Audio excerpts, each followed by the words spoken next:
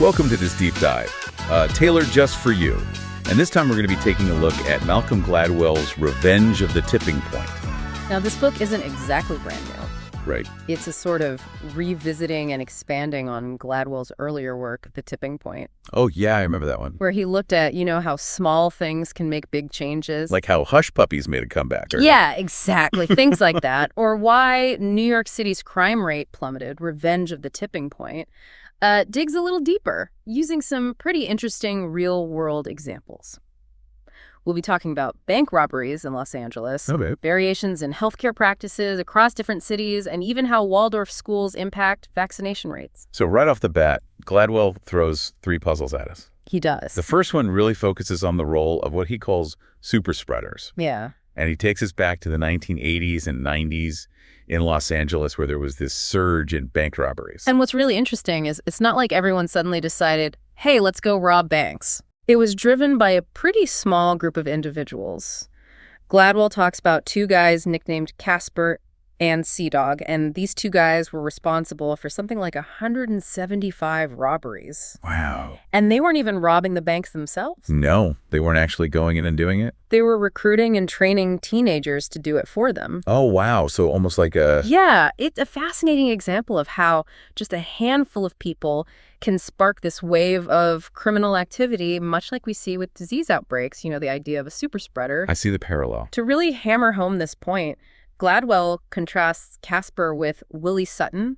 Oh, yeah. The notorious New York bank robber? Yeah, he was famous. Both robbed tons of banks, but Sutton was a household name. Everyone knew about him. Right. If you said Willie Sutton, everyone would know who you're talking about. Exactly, whereas Casper operated under the radar. Nobody knew.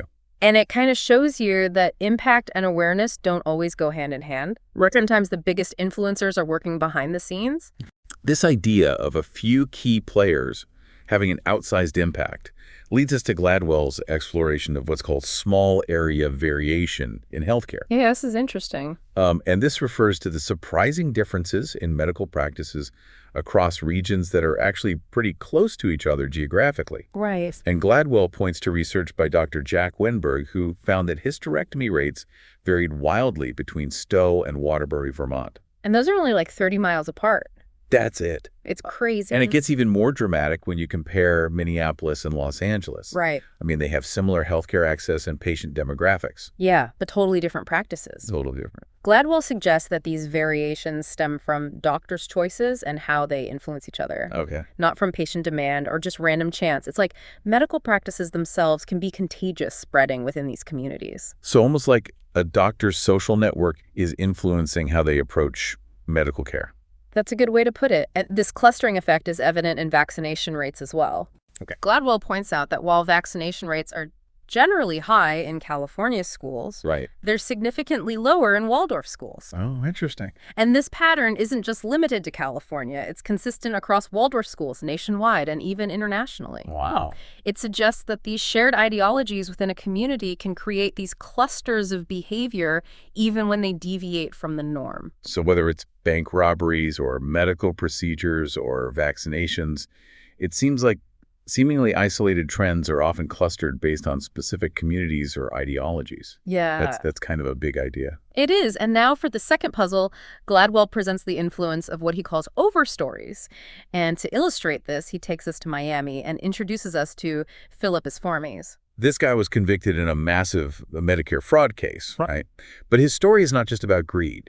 He lived this super lavish lifestyle, private jets, $1 million Ferrari. Yeah. He even bribed a university basketball coach to get his son on the team. But at the same time, he's portrayed as this dedicated family man, which makes it kind of hard to just label him as a straight-up villain. Right, he's complicated. Yeah, so where does this overstory concept come in? Well, it's about this complexity. Gladwell uses the analogy of a forest canopy, which shapes the environment below. I see. He proposes that Miami's unique overstory influenced Esformes' choices. So what makes Miami's overstory so unique? Well, Gladwell points to things like the influx of Cuban refugees, the explosion of the cocaine trade in the 80s, and a major race riot. Oh, wow.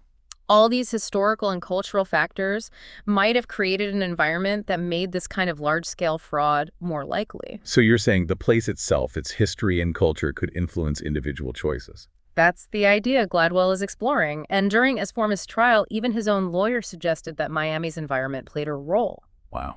It raises the question, can a place shape our behavior, even our criminal behavior? That's pretty wild. Yeah. Does this overstory idea tie back to those variations in medical practices we were talking about earlier? Absolutely. Gladwell gives the example of Buffalo, New York, where medical practices are influenced by its proximity to Canada. Right. And then he contrasts this with Boulder, Colorado, which has developed its own distinct medical culture because of its unique overstory. It's fascinating how this overstory concept can be applied to such different scenarios, from healthcare to crime. Now let's move on to the third puzzle, the power of monocultures.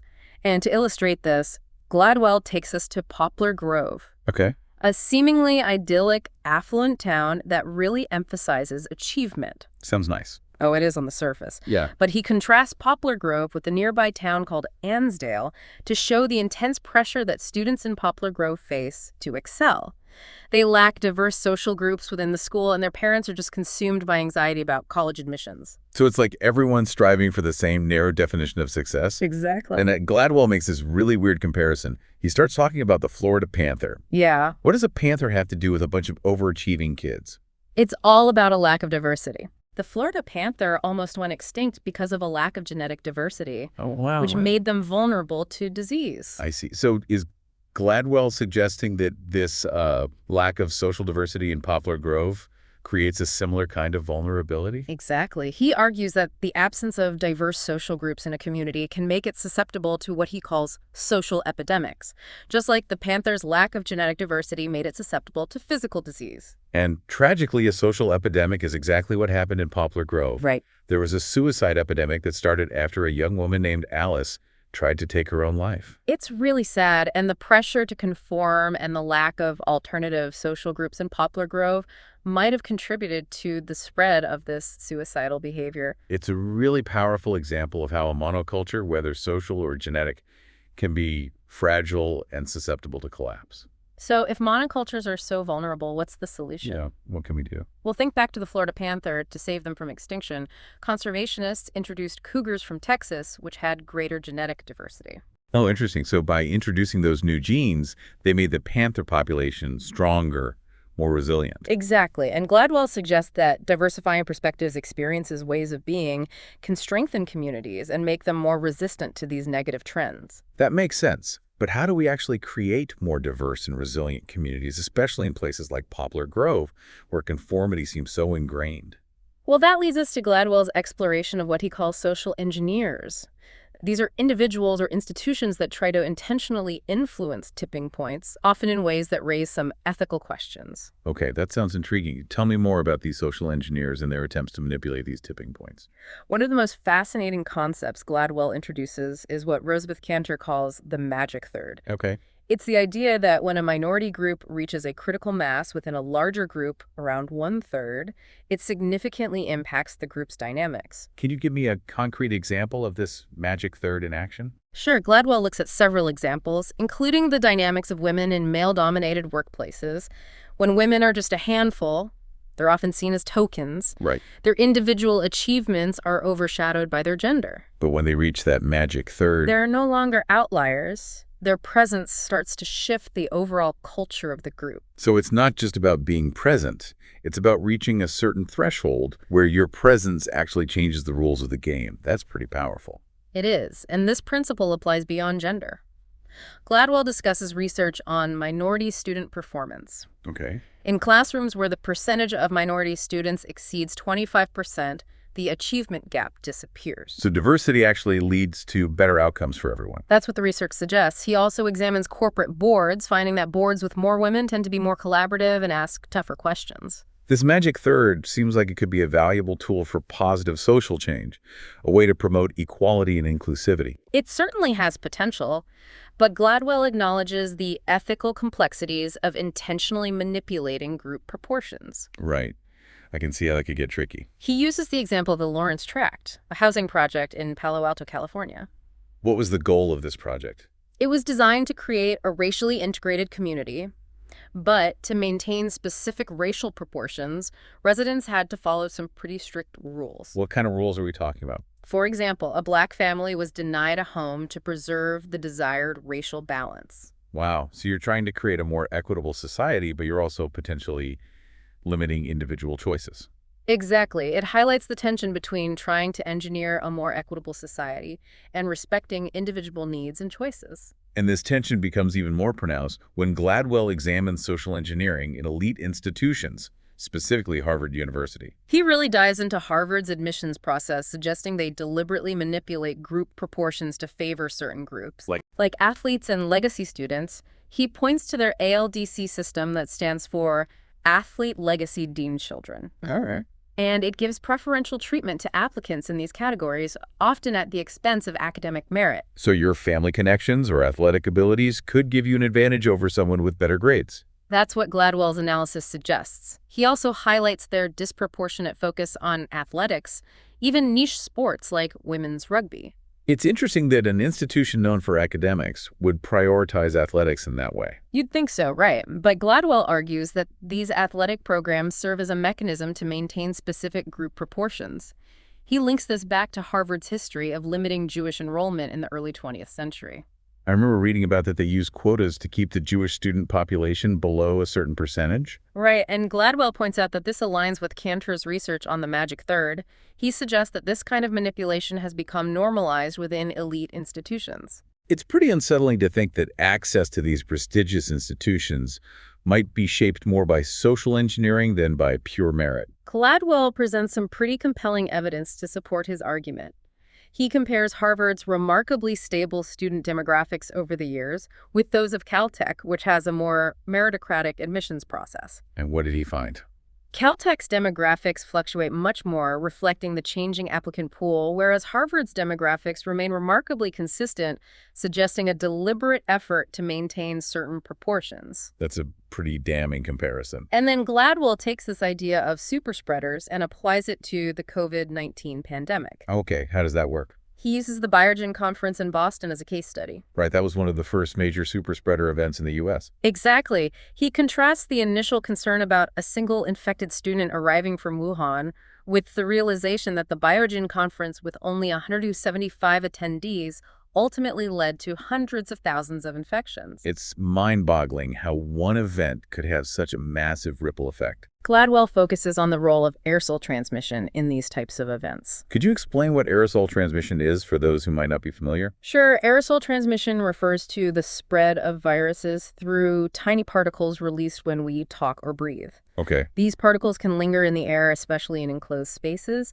and this understanding wasn't widely recognized in the early days of the pandemic. Back then, everyone was focused on coughing and sneezing. Right.